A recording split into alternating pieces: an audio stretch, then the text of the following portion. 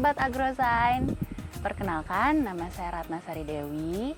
Saya adalah mahasiswa dari Fakultas Ekonomi dan sekarang saya juga sedang melanjutkan studi di pertanian. Jadi saat ini kegiatan saya adalah saya sedang menjalankan bisnis yaitu di bidang hortikultur, yaitu adalah supplier sayuran dan kita juga menanam dari hulu ke hilir dan kita sedang pasarkan.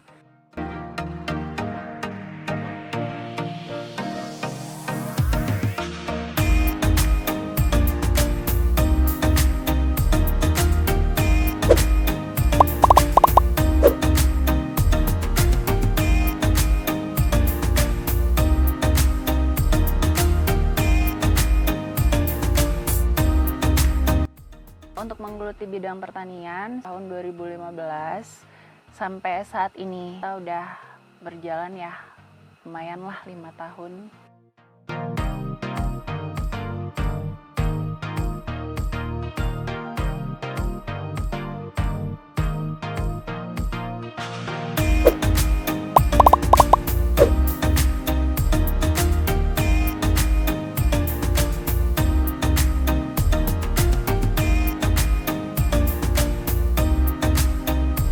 Lokasi kebun yang pertama ini di daerah Suter, di Desa Abang, Kintamani. Terus kita ada juga di daerah Taro dan satu lagi ada di daerah Catur. Kalau Catur itu masih Kintamani juga.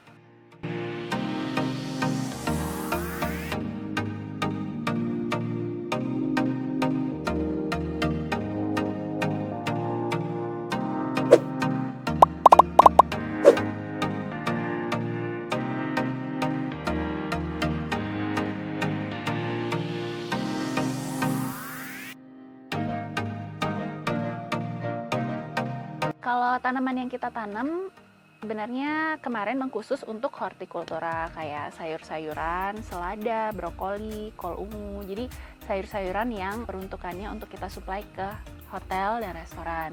Dan kita juga sekarang selain sayuran kita sedang ngembangin jeruk dan kedepannya kita juga mau ngembangin kopi dan ada juga beberapa seperti ubi dan daun pre seperti itu.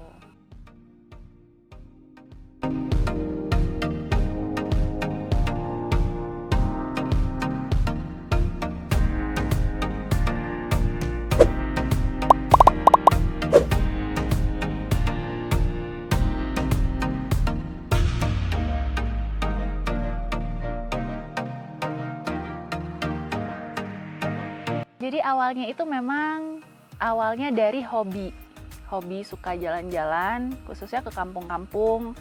Jadi berawal dari jalan-jalan itu kita suka mampirin petani-petani, ngelihat mereka apa aktivitas mereka. Terus dari situ ada ketertarikan untuk ingin belajar aja awalnya, pingin coba ya nanem apa segala macam dan akhirnya bergulir gitu aja, ngobrol-ngobrol dengan petani, terus belajar akhirnya seneng. Dan ya kegiatan rutin setiap Sabtu Minggu kita pergi ke Kintamani untuk ketemu petani, belajar nanam. Itu awalnya tanpa ada pikiran untuk berbisnis di bidang pertanian belum ada. Awalnya emang cuma dari hobi doang.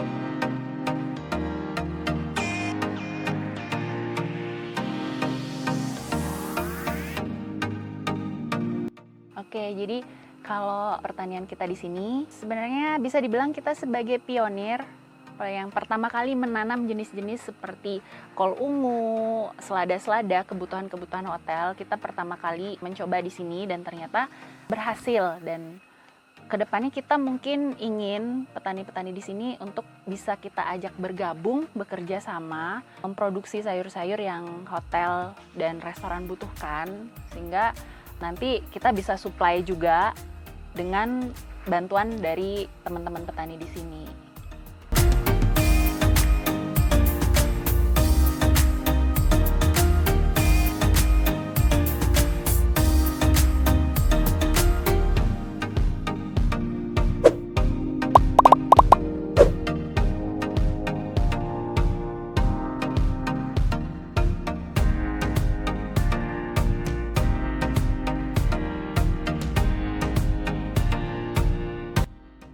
Kalau menurut saya ini pemahaman organik tentang ya organik yang pernah saya dengar dan pernah saya pelajari dari teman-teman. Jadi kata-kata organik itu sungguh sangat ya terdengar sedikit ya fanatik lah kalau bisa dibilang. Jadi sebenarnya organik itu apa sih? Kalau menurut saya organik itu kita merawat tanaman dengan memanfaatkan apapun yang ada di sekeliling kita itu untuk bisa menjadi pupuk mereka gitu. Jadi organik itu sebenarnya seperti itu. Jadi bukan cuma sekedar sekarang udah banyak beredar pupuk organik gitu dengan pupuk label organik yang kita belum tahu gitu loh komposisinya dia seperti apa. Dan kalau misalnya seperti saat ini sekarang saya jalanin organik itu kita menanam secara konvensional karena kan memang ya tanaman dasarnya dari tanah gitu. Jadi kalau dibilang organik ya sebenarnya sudah organik gitu kalau tanaman dari tanah itu, dan sekarang tergantung bagaimana kita perawatannya aja. Jadi kalau di sini mungkin kalau 100% organik saya nggak bisa menyebutkan di kebun saya ini 100% organik karena memang ada beberapa tanaman yang harus kita masih jaga dengan pestisida tapi tingkatnya sudah sangat rendah. Tapi kalau untuk pupuk dasar dan pupuk perawatan kita menggunakan kotoran hewan yang sudah difermentasi, ya itu standar organik. Karena ya dari zaman dulu pun sebelum ada pupuk kimia, kalau kata orang-orang petani-petani zaman dulu ya pemeliharaan di kebun ya cuma menggunakan kotoran hewan, dedaunan-dedaunan yang memang ada di kebun atau bekas-bekas sayur yang sudah dipanen seperti itu. Jadi kalau kita berbicara organik tuh luas banget. Kadang juga orang bilang produknya organik nih, tapi nggak sesuai dengan produk organik yang asli. Jadi kalau misalnya produk organik itu kan tanpa pestisida dan tanpa pupuk kimia ya. Misalnya contoh kalau brokoli dianggap organik, berarti brokolinya pasti ada uletnya. Terus bentuknya kecil, kurang menarik. Ya begitulah biasanya kalau organik. Ya kalau misalnya brokolinya nggak ada uletnya, terus dia besar, mulus, ya pasti ada perawatan yang berbeda selain organik. Karena memang kan secara natural ya tumbuhan juga hidupnya pasti ada hamanya, ada penyakitnya gitu. Jadi kalau orang yang paham banget dengan organik, pasti dia tahu produk organik itu seperti apa gitu.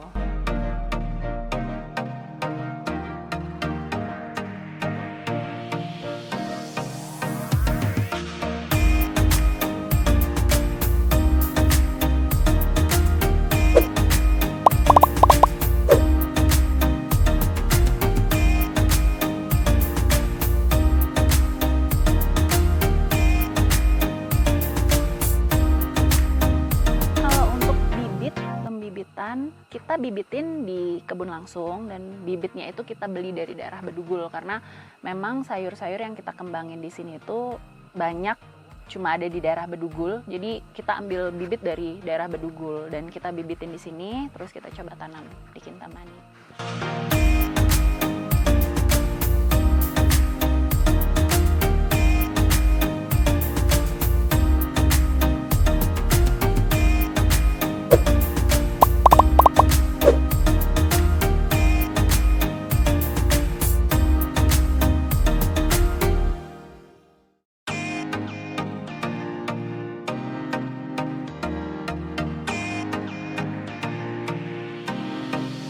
Jadi kalau bibit itu sebenarnya kita nggak melakukan pemilihan bibit ya. Jadi bibit kita beli bibit yang memang sudah pasti. Jadi bibit saset gitu, dan itu kita semai selama kurang lebih 14 hari, sekitar 2 minggu sampai dia berdaun 3. Setelah semai itu mulai proses pemindahan ke lahan, dan masing-masing bibit itu beda-beda. Jadi ada yang tumbuhnya hidupnya 1 bulan sudah bisa panen, ada yang 2 bulan dan ada yang 3 bulan panen. Contohnya kayak brokoli. Nah brokoli itu masa semainya 2 minggu. Setelah berdaun 3 dia kita pindah ke lahan, dan di lahan kita rawat dengan penyemprotan, pemupukan.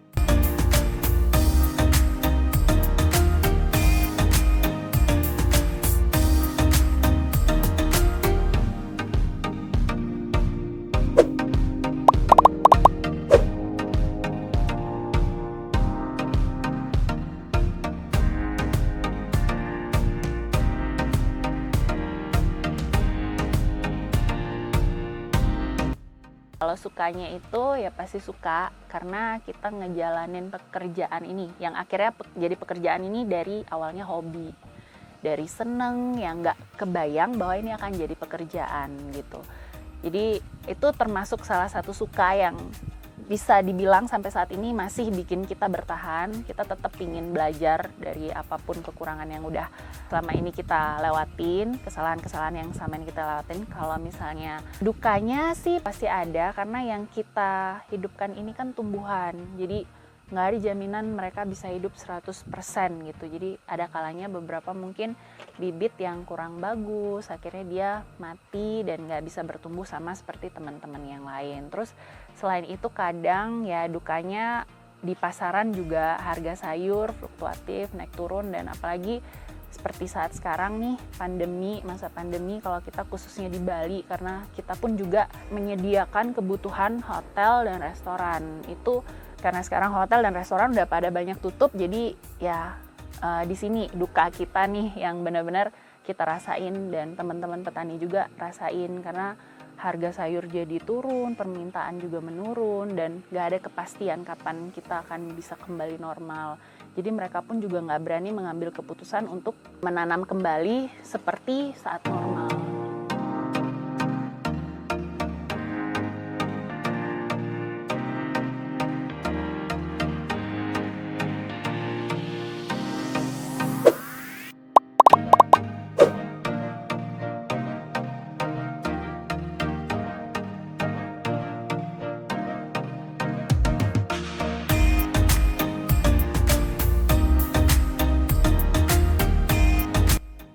Kalau omset per bulan sih sebelum pandemi itu, omset kita itu kisaran dari 120 sampai 150 juta per bulannya.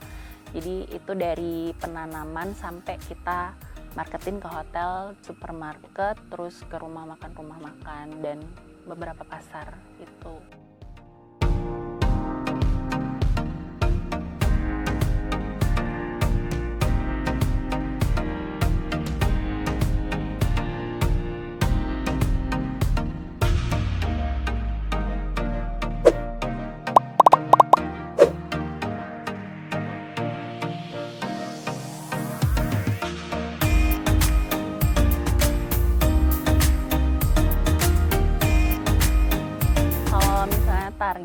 Jadi target kita di tahun depan ini, kemungkinan nanti ketika pandemi ini sudah berakhir, kita lebih ke ingin coba memperlebar market dulu, karena kan memang kita baru berjalan selama setahun untuk pemasaran produk. Jadi untuk pelebaran market itu masih sangat penting posisinya saat sekarang, dan lagi pandemi kayak gini kan, jadi ada kemungkinan nanti kita akan bisa masuk sebagai supplier baru di beberapa hotel-hotel yang sekarang lagi tutup gitu. Jadi dan beberapa juga planning nanti ya kalau bisa kita untuk memperluas lahan, memperluas jaringan bersama petani, dan merekrut mungkin anak-anak muda, milenial yang bisa kita ajak sharing untuk kedepannya. Karena pertanian ini kan prospek kedepannya ini sebenarnya sangat bagus sekali, karena sayur dibutuhkan setiap hari, baik konsumsi sehari-hari, hotel ataupun supermarket seperti itu.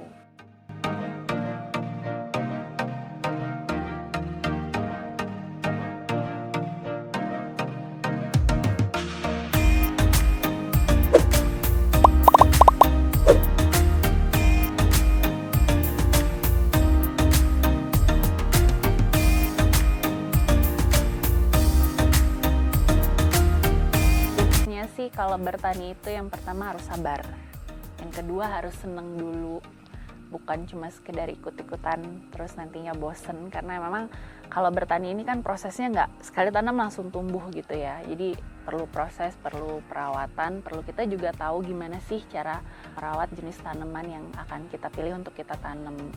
Yang pastinya sih tekun, kalau misalnya kita ngerawat tanaman itu ya kita harus perhatiin.